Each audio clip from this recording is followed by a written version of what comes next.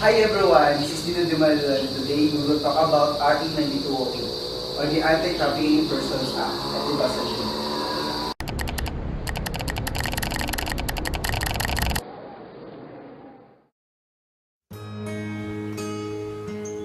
Oh, what's that? It's for you. I made it from the red leaves. Dawn, it's beautiful. Mama, what's wrong? If he doesn't get the operation, I, I don't know what to do. Don't worry, I'll handle it. It's Jasper now. He's with a foreigner. She's 8.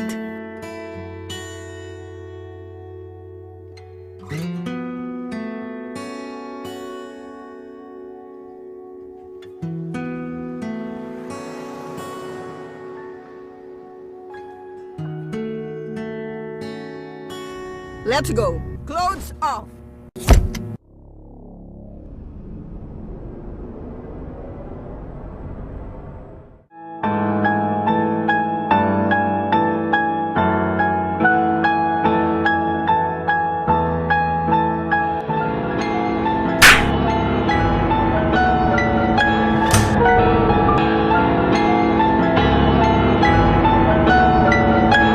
Get back here!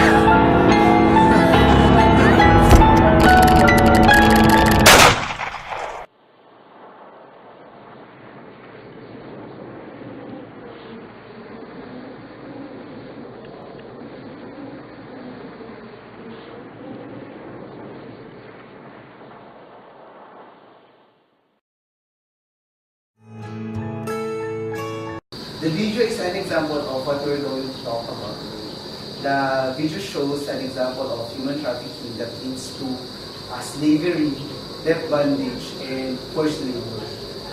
So first, let's talk about some definitions. What is the meaning of trafficking in persons?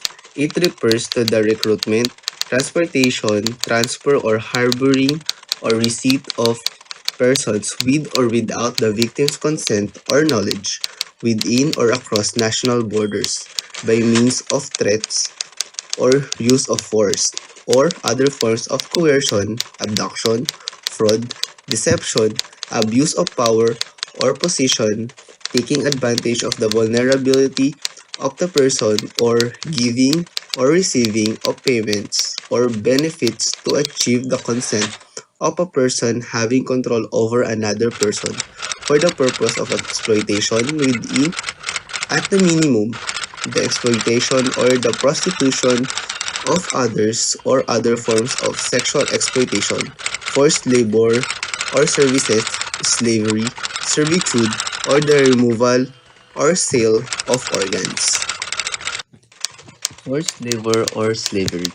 It is the extraction of work or services from any person by means of enticement, violence, intimidation, or threat.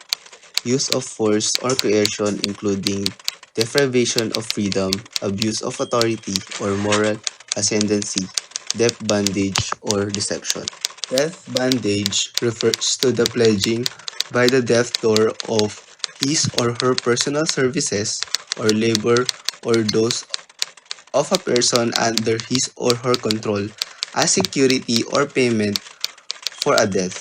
When a length and nature of services is not clearly defined or when the value of the services as reasonably assessed is not applied towards the liquidation of the debt.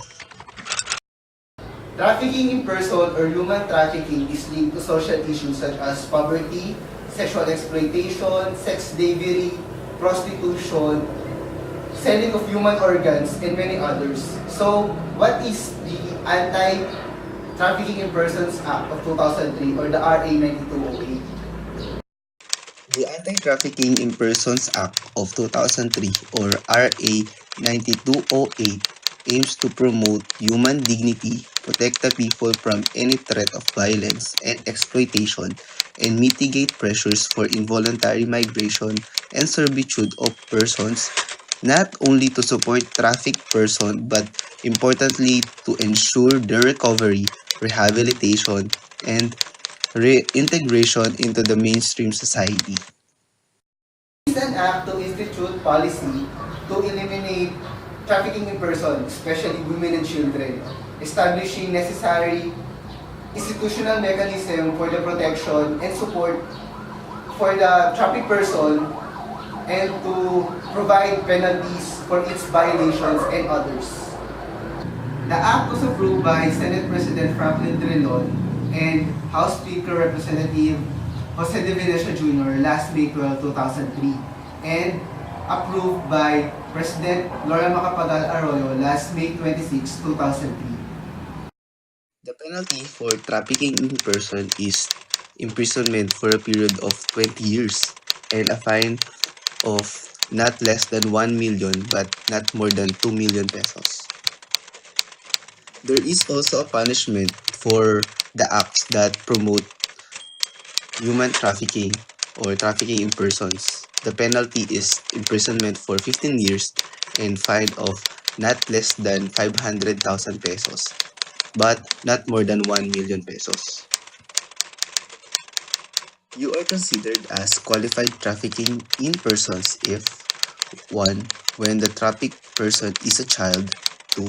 When the adoption is effected through Republic Act number 8043, otherwise known as the Inter-Country Adoption Act of 1995, and adoption is for purpose of prostitution, pornography, sexual exploitation, forced labor, slavery, involuntary servitude, or death bondage. 3. When the criminal is committed by a syndicate or a large-scale trafficking is deemed committed by a syndicate if carried out by a group of 3 or more persons conspiring or confederating with one another. It deemed committed in large scale if committed against 3 or more persons, individual or as a group. 4. When the offender is an ascendant, parent, sibling, guardian, or a person who exercise authority over the trafficked person, or when the offense is committed by a public officer or employee. 5. When the trafficked person is recruited to engage in prostitution with any member of the military or law enforcement agencies. 6. When the offender is a member of the military or law enforcement agencies. Number 7. When by reason or on occasion of the act of trafficking in persons, the offended party dies, becomes insane, suffers mutilation, or infected with human immunodeficiency virus (HIV), acquired immune deficiency syndrome or AIDS. In this case, the penalty is life imprisonment and a fine of not less than 2 million pesos and not more than 5 million. What about foreign offenders? For foreign offenders, he shall be immediately deported after serving his sentence and be barred permanently from entering the country. On the other hand, the DOJ, in consultation with the FA, shall endeavor to include offenses of trafficking in persons among extraditable offenses. Trafficked persons in the Philippines who are foreign nationals shall, subject to the guidance issued by the Council, shall also be entitled to appropriate protection, assistance, and services available to trafficked persons under this law, that they shall be permitted continued presence in the Philippines for a length of time prescribed by the Council as necessary to effect the prosecution of offenders. In the Philippines, there is an interagency council against trafficking in person, and they are composed of Secretary, Department of Foreign Affairs, Secretary, Department of Labor and Employment, Administrator of POEA, Commissioner of Bureau of Immigration, Director General of PNP, and chairperson of the Commission on the Role of Filipino Women, and 3 representatives from NGOs. Government organization and the non-government organization are active in eradicating and preventing human trafficking in persons in the Philippines. GOs and NGOs are very aggressive in fighting against human trafficking.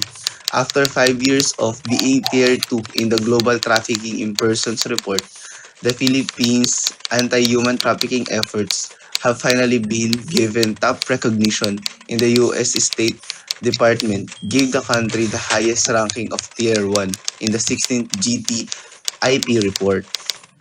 The report underscored several initiatives of the government, vigorous law enforcement efforts led by PNP and NBI, strong efforts to provide anti-human trafficking training to authorities, sustainable proactive identification of victims, and increased provision of protection services with DSWD and partnership with NGOs in recovery and reintegration program, and Bureau of Immigration (POEA) and Council on Filipino Overseas robust effort to prevent trafficking.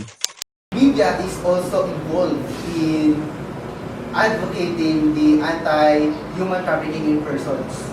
IACAP and the Movie and Television Review and Regulatory Board joined forces to intensify government awareness campaign in fighting human trafficking in the country.